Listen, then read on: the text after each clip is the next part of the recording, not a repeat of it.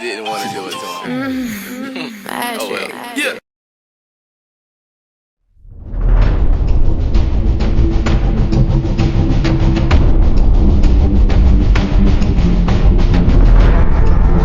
Let's go over the resources available to you in Starfield and discuss some resources we found in this video, as well as all types of resources and the tiers, what skills you will need for max manufacturing. Outpost like a pro.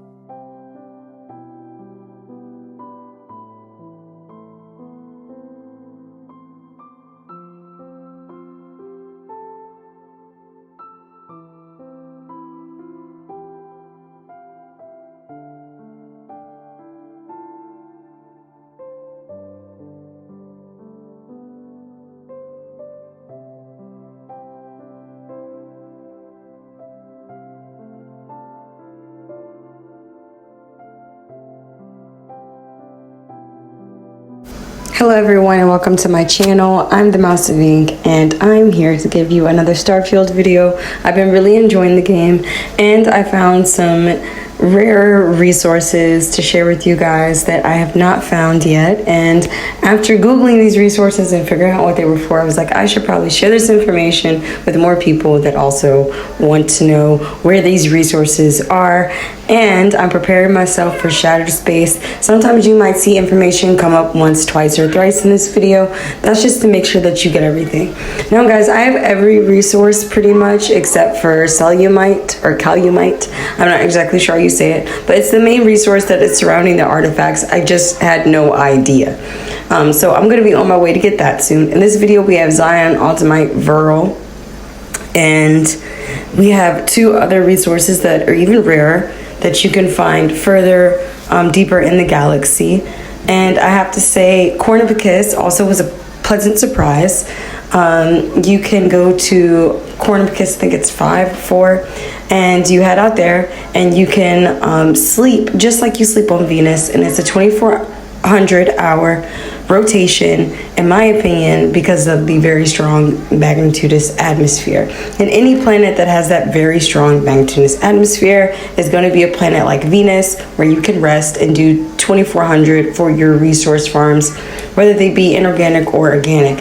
Another thing I find myself doing at Outpost is simply, let me mention these first, TAS9, TSN. That is going to be one of the rare resources that I find. And this one, I have trouble pronouncing it, but Vietnamium, we're going to go with that. And even though that's mad wrong, it's out there in the Decran system, and the other was in the Hudgen system, which is pretty far out. So if you are a beginner, I wouldn't recommend coming and finding these particular resources.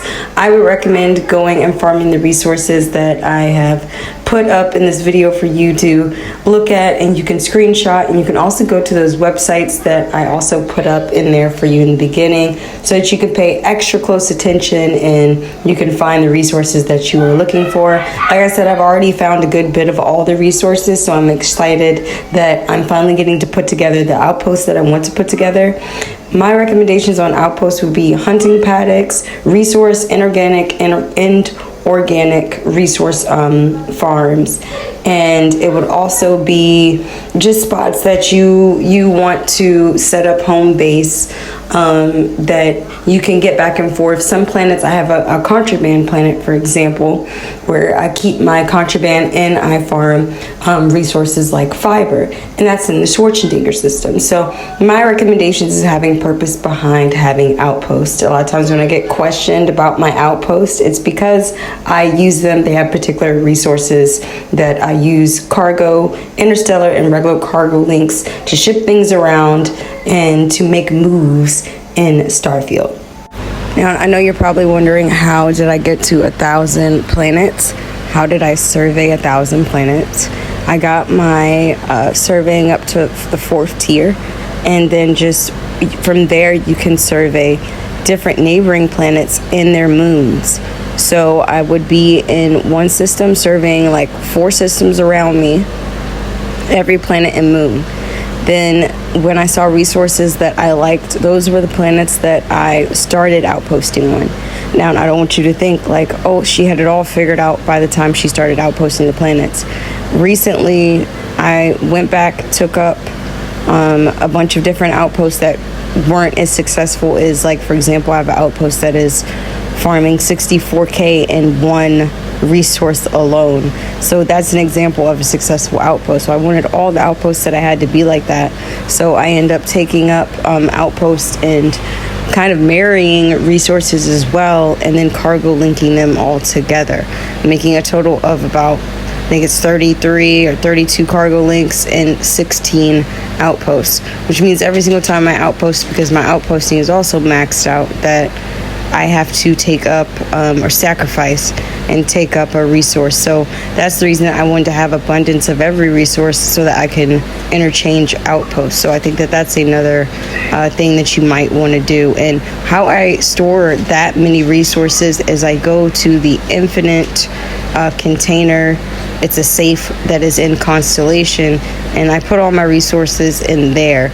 Or I would just drop all my resources wherever I made my last outpost and pray to God that I remember where that outpost is, because I have lost my resources before, guys. I have completely forgotten where they were, and then discovered them after just going through, getting annoyed, right? Going through and picking up from my farms, and then having all new supplies, and then finding all of my old supplies. Why does that guy look like Todd Howard? But one of the things that I love exploring the planets is the different biomes and different traits that you come across, and you get a little bit of XP, but not nearly as much XP as you're going to get from your hunting paddocks. For example, there's Pyrus, and I also use Beta Marie, and I use several places in the Schwarzenegger system to do my hunting paddocks, and I have those paddocks labeled for myself so I won't forget which ones are my actual hunting paddocks. And I use those to farm my skills and to farm my level in between going and pretty much just scavenging throughout the settled systems.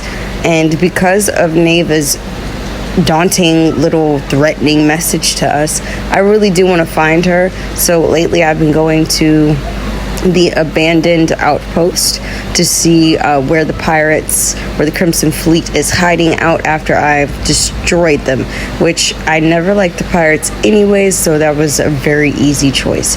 That mission also rewarded me 250k, which really isn't like much because I have over 1 million. I'm on my second playthrough, but I had over 1 million on my first playthrough, which had I known, I would have just went ahead and scanned all 1,000 planets through my first playthrough. But I was so excited about Unity that I went almost pretty much straight through it, and thank goodness I did, because they took the vendor's chest away like 3 days after I went through Unity, so I was able to farm some credits before then. But farming this many resources, it's necessary when you don't have a lot of credits, but once you have a lot of credits, you really don't have to sell your resources anymore. I just like to stockpile them so that I have them completely on hand for whether it be missions or anything that I need it for.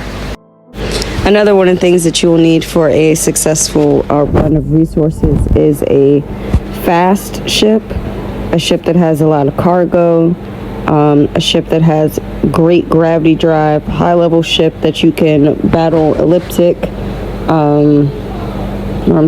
galactic, I don't know, I don't remember what they're called, pirates or spacers. You're going to want a very efficient ship, which I just recently rebuilt the Razor Leaf, and I'm excited to share that. I might be sharing it in my next video. Don't know if I'll be sharing it in this one because it's already a lot of content.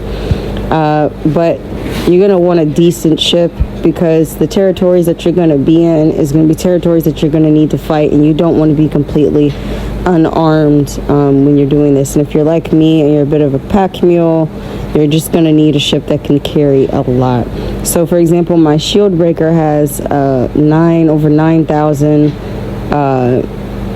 cargo, which is important and necessary for extreme farming of any case, and I'm sure that you can build much more cargo. That's just, and I'm about halfway, because that's one of the only skills, the different skills, my tech is down. I really don't have that much of my tech filled up, so that's apart from what I'm doing to prepare for Shatter Space, is filling in those gaps of where I don't have things down. And my shipbuilding is one of those areas that I'm starting to tackle and enjoy. I do get frustrated though with the game, and I have to mention this. I get frustrated with the mechanics sometimes because I will save and I will come back to the game and it will not have my save. And that's also part of my really big advice on disabling the autosave features, because I've completely maxed out how many saves I can have, and I have to do religious deletes of saves when I come into the game.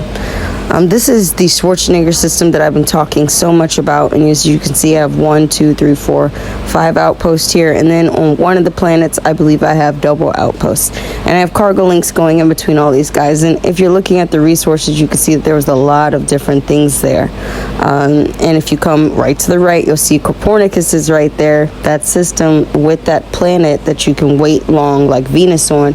So even if you wanted to take Venus up, because this system also has diaspora and copper, you can use this system and you no longer have to use the Sol system for what you're using it for, which is another reason that I might be taking up. I have a chlorine outpost out there and I have my Venus outpost out there, because this is it's no longer necessary for me to have to come all the way back to the Sol system. I just want to keep moving into the higher level systems till I find out which systems are the best for farming, for especially skill and level farming.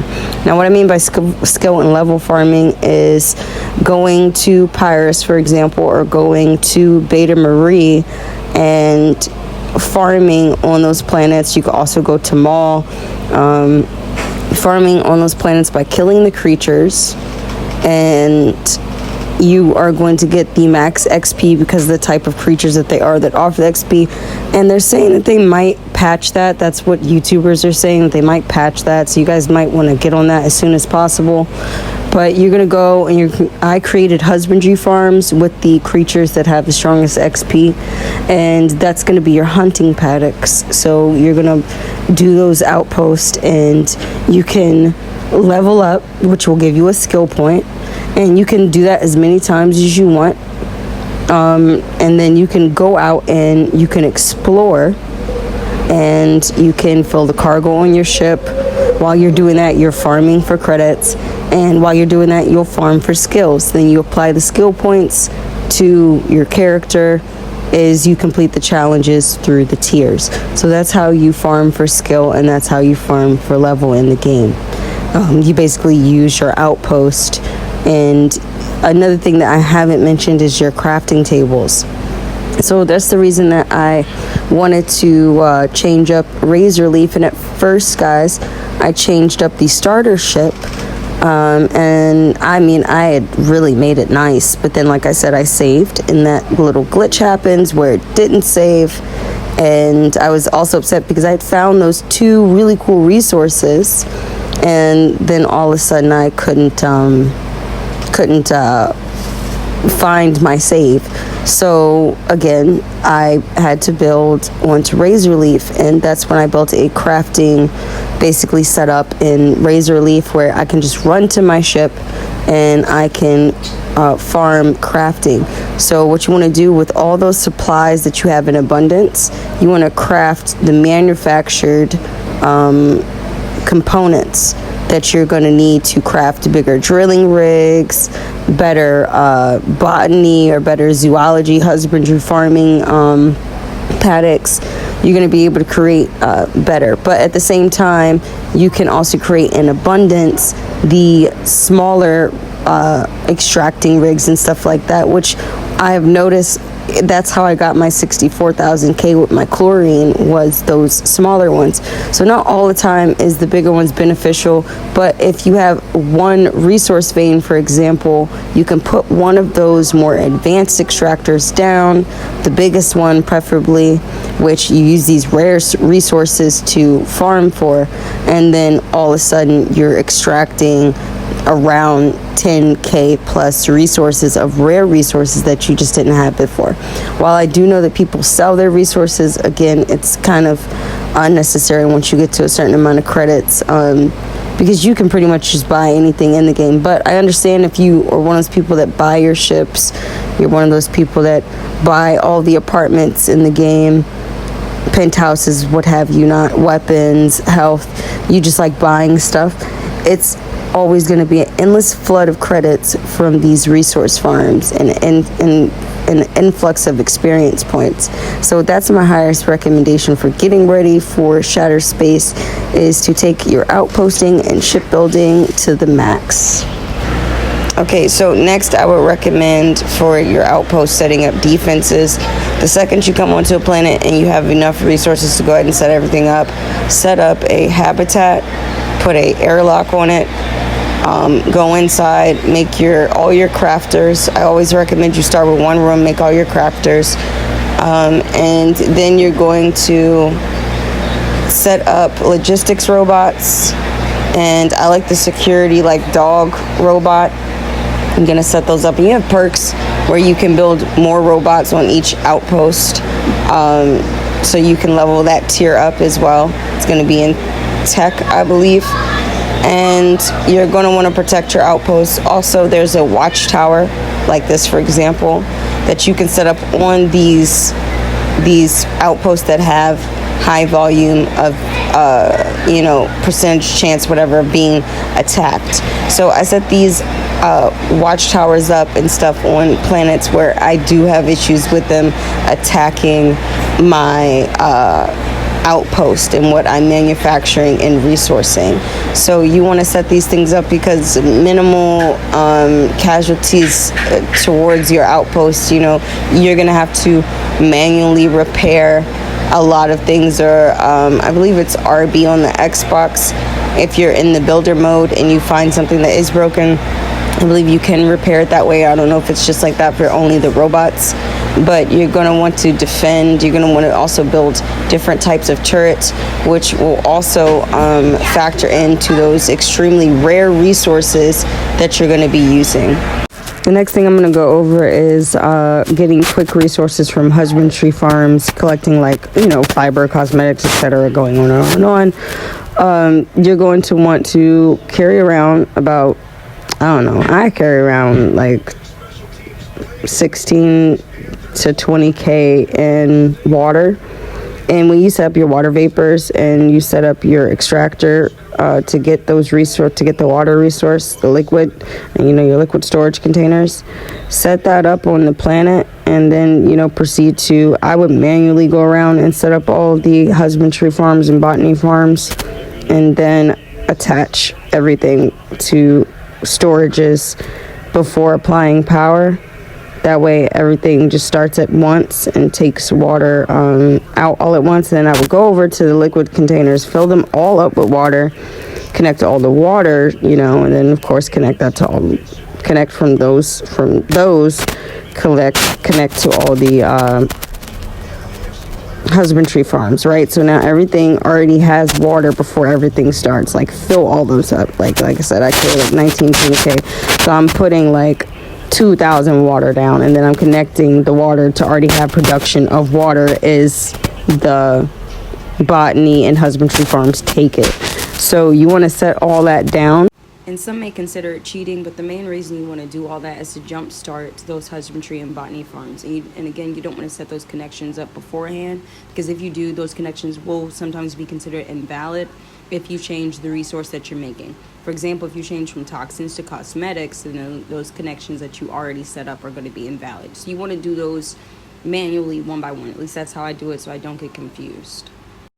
Okay, and for the last thing I'm going to go over is going to be my character summary. As you guys know, I did my character summary in my last two videos and told you about my character. So I want to tell you about where my character is now, so you can know like where you can be at around this stage. So I'm level 128. My current power that I'm using is anti-gravity field, and I'm using the second one of that. I just leveled up my lasers. I'm still carrying my advanced Varun inflictor, which I have been working with more weapons. As far as my status goes, I have fractured limbs, a sprain, I have a concussion, a stabilizing barrel enchantment on, an extreme ambient cold, which means my suit for some reason is depleting in this weather, even though I just put on a new suit. My health is 2,358. And the XP to my next level, I'm 128 right now, but the XP to my next level is very little, because I only need 15,120 XP, and I have 14,145, so I'm about to level up. My damage resistance right now with the suit I'm wearing is 222 physical, 182 EM, 196 energy. Thermal is 40, airborne is 20, radiation 65, corrosive 30. And this is still the same character, so I'm still a sculptor, guys, and I still can sculpt very, very cool things for my outpost. Is general. Locations discovered 368, locations explored 507, days passed 4,465, hours slept 2,175, hours waited 798, credits found 6,559,568, most credits carried 1,410,523, containers looted 1,017, magazines found 17, persuasion successes 60, affliction suffered 176, food eaten 584, data slates read 190, skills challenges completed 103, snow globes explored 4, exploration systems visited 191, planets scanned 1,497, planets fully surveyed 227, planets landed on 183, flora fully scanned 106, fauna fully scanned 83, stations docked with 81, ships docked with 94, unique creatures scanned 135, temples still found 14. Gravity jumps 543, furthest gravity jump 47, ships registered 11, max ships owned 11, most expensive ship owned 404,175, that number hasn't changed. Largest ship owned 2,803, largest crew size 4, ships customized 12, shipbuilder credits spent 531,119, ships sold 0, ships painted 9, ship modules built 196. Missions, quests completed 258, activities completed 123, main quest completed 20, Crimson Fleet quest completed 16, Freestar Collective quest completed 24, Regional Industries quest completed 30, United Colonies quest completed 23, side quest completed 238. Combat, people killed 1,322, creatures killed 5,018, robots killed 138, turrets killed 150, elite enemies killed 426, critical strikes 4,182, sneak attacks 2,311, boost packs exploded 109, 0G kills 13, powers used 383 times, scope kills 3,883, max damage shot 3,415, melee kills 87, laser kills 480, ballistic kills 3,969, headshots 2,116, 2,116, explosive kills 208, starborn kills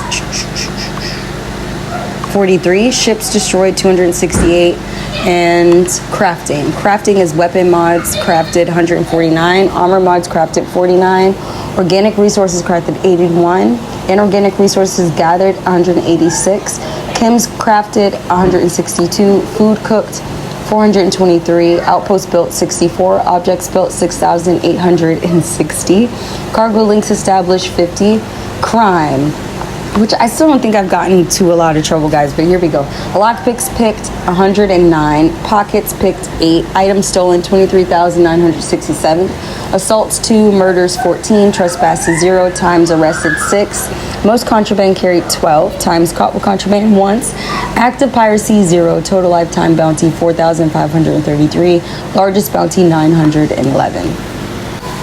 Okay, so now that I've told you guys basically just how much I played the game, and I've told you my stats, and I've told you my take on resources, my quick tips on how to max farm, I'm going to go ahead and give you, for the last bit of the video, my review on the game itself so far, and if I'm excited for Shattered Space. And the first thing I have to say is I am extremely on board for Shattered Space. I at first wasn't even on board for this entire game for Starfield. I had no idea that it was really even coming. I honestly thought it was one of those, just reaching for the stars dreams that Todd was doing. And honestly, my focus really was on Elder Scrolls Online.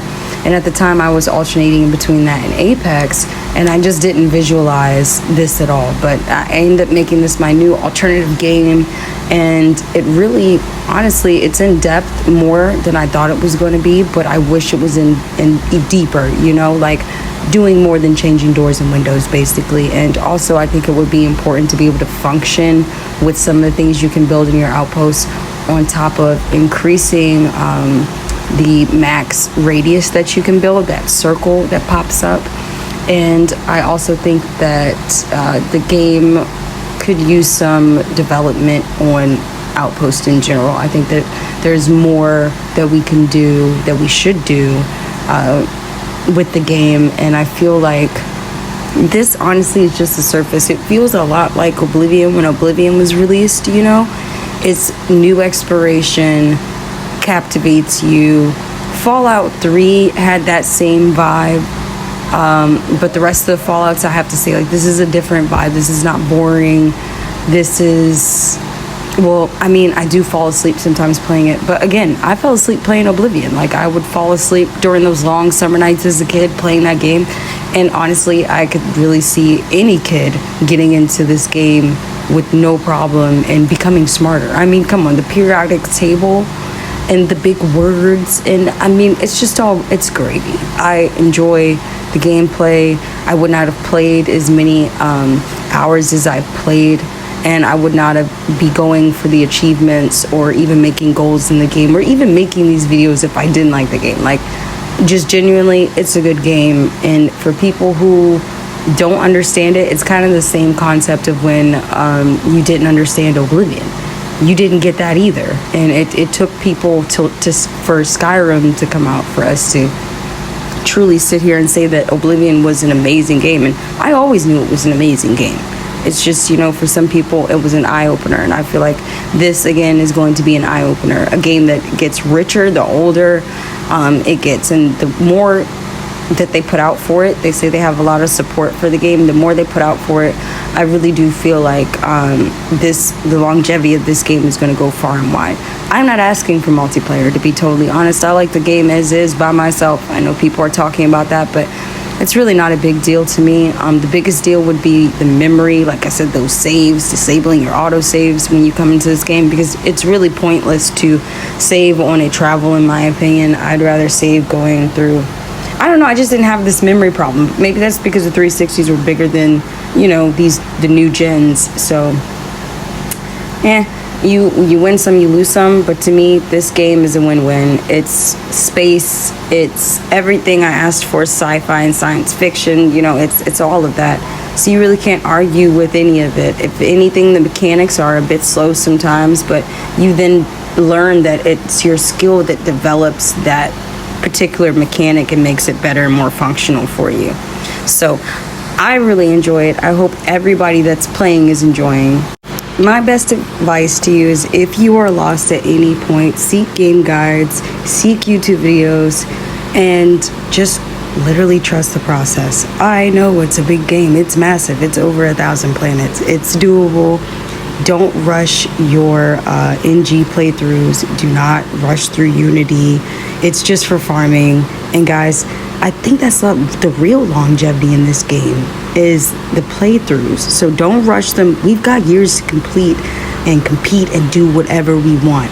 So if you're interested in more Starfield videos from me, I don't know when I'm going to get back on Game Pass. This might be like my last month for a little bit.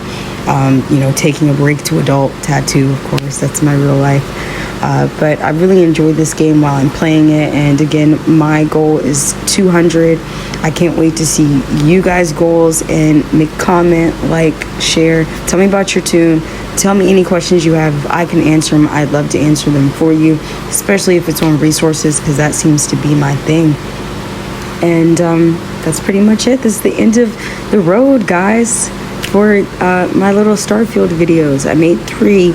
So you make sure you go to my channel and you check all of them out. And I also have a slew of other videos, like a tattoo in New York City, so you can check that out too. And I'm really appreciative of you for viewing this long. If you stayed and you viewed this long, I'm really, really appreciative. It was a lot of knowledge coming out of my mouth. I hope that you guys get whatever answers you're looking for, and that you find those real resources. So with that, I leave you with my closing statement.